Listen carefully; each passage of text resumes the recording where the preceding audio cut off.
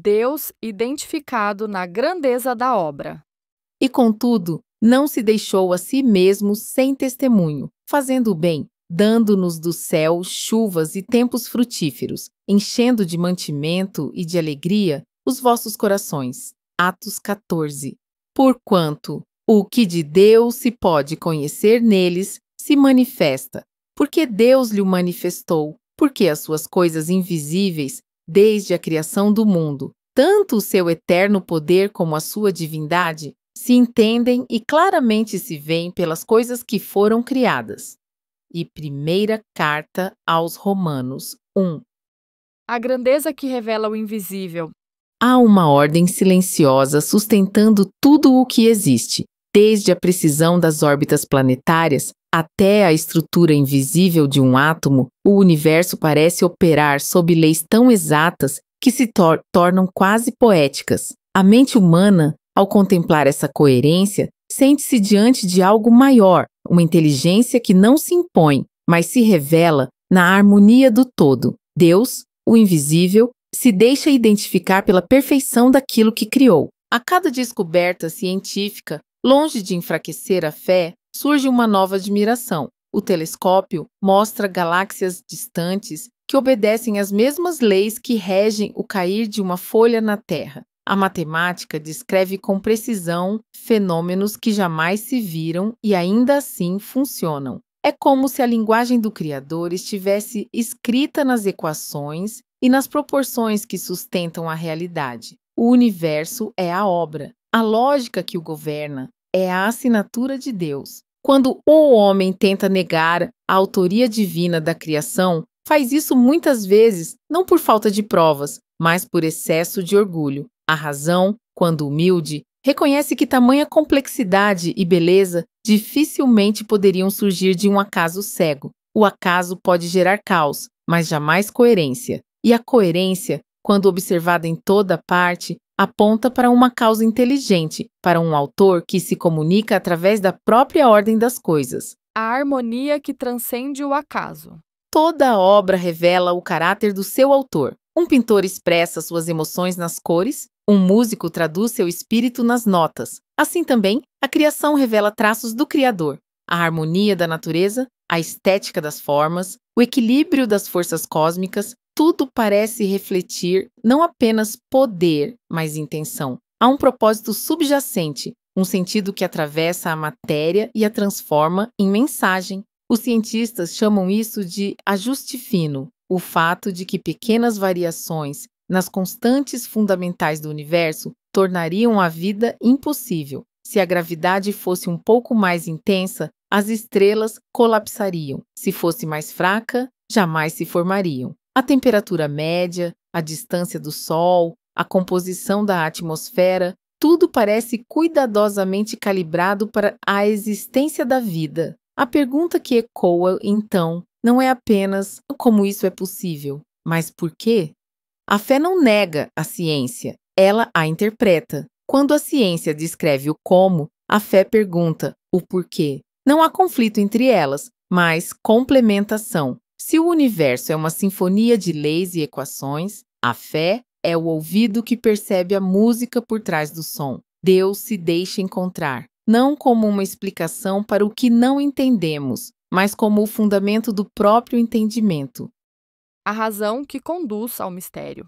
A mente humana busca causas. É da sua natureza procurar sentido. Desde a infância, perguntamos o porquê das coisas. E quanto mais avançamos, mais percebemos que há um limite para o conhecimento. Podemos entender as leis que regem o movimento das estrelas, mas não o motivo de existirem estrelas. Podemos compreender os mecanismos da vida, mas não o porquê da vida ter começado. Nesse limite, entre o saber e o mistério, começa a experiência do sagrado.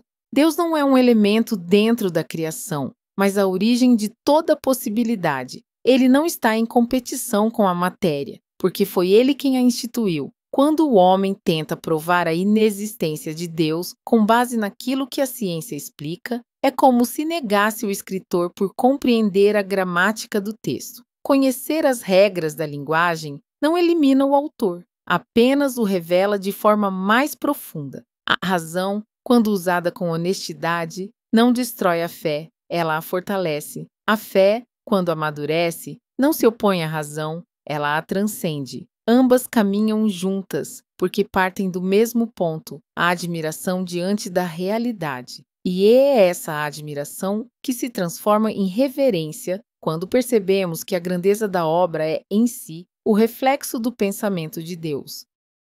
O ser humano como testemunho da criação.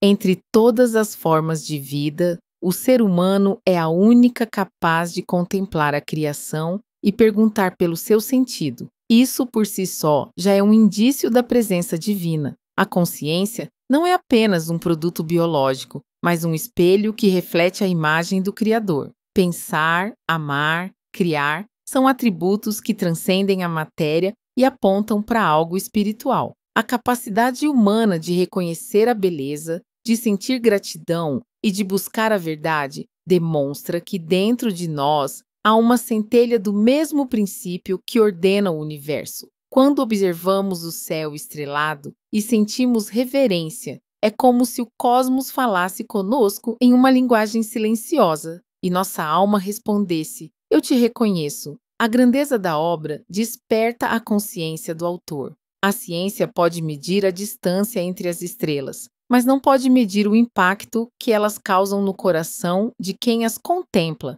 O conhecimento explica os mecanismos, mas é a sabedoria que percebe o sentido. E talvez seja exatamente aí que Deus se deixa identificar, não apenas nas leis que regem o universo, mas na capacidade humana de perceber o significado por trás delas. A presença constante na ordem do todo. Se Deus fosse apenas uma hipótese religiosa, sua marca não estaria em toda parte, mas a regularidade das leis naturais, a previsibilidade do movimento dos astros e a delicadeza das estruturas vivas indicam mais do que acaso, indicam propósito. A ciência descreve o comportamento da matéria, a fé reconhece a origem da ordem. Ambas olham para a mesma realidade, mas em níveis diferentes de profundidade. A natureza é um livro aberto, e cada fenômeno é uma palavra escrita com precisão. Há quem leia apenas a superfície, e há quem perceba o autor por trás da caligrafia. Quando o homem aprende a olhar sem arrogância, ele descobre que a grandeza da obra não diminui sua liberdade. Ao contrário, convida-o a participar do sentido. Somos leitores e coautores, chamados a reconhecer no universo a presença de uma inteligência que o sustenta. Deus não se impõe ao olhar, ele se revela ao coração que observa com atenção. Identificá-lo na grandeza da obra é compreender que o extraordinário está no ordinário e que o sagrado se manifesta na ordem cotidiana da vida, no ritmo das estações, no ciclo das marés, no pulsar da própria existência. A grandeza que nos chama pelo nome. Identificar Deus na grandeza da obra não é uma questão de fé cega, mas de visão desperta. É perceber que, em meio ao aparente silêncio do cosmos, existe uma voz que fala através da ordem, da beleza e da razão. A criação é o espelho, Deus é o reflexo que nunca se apaga. Quando compreendemos isso, a existência deixa de ser um acaso e se torna um chamado. Cada batida do coração, cada estrela no céu, cada gesto de amor, tudo passa a ser linguagem divina. A obra não apenas revela o Criador, ela nos convida a participar dele. E é nesse reconhecimento que a razão se curva, não por submissão, mas por admiração. Porque, diante da grandeza da obra, o maior ato de sabedoria é reconhecer que o autor ainda fala, e fala conosco. Este é o terceiro episódio de uma jornada de descoberta sobre a verdadeira inteligência que sustenta o universo. Por favor, valorize o nosso trabalho. Curta, comente, inscreva-se e compartilhe com quem precisa dessa mensagem. Assista nossas playlists, temos um vídeo que pode te apoiar a transformar sua vida. Muito obrigada!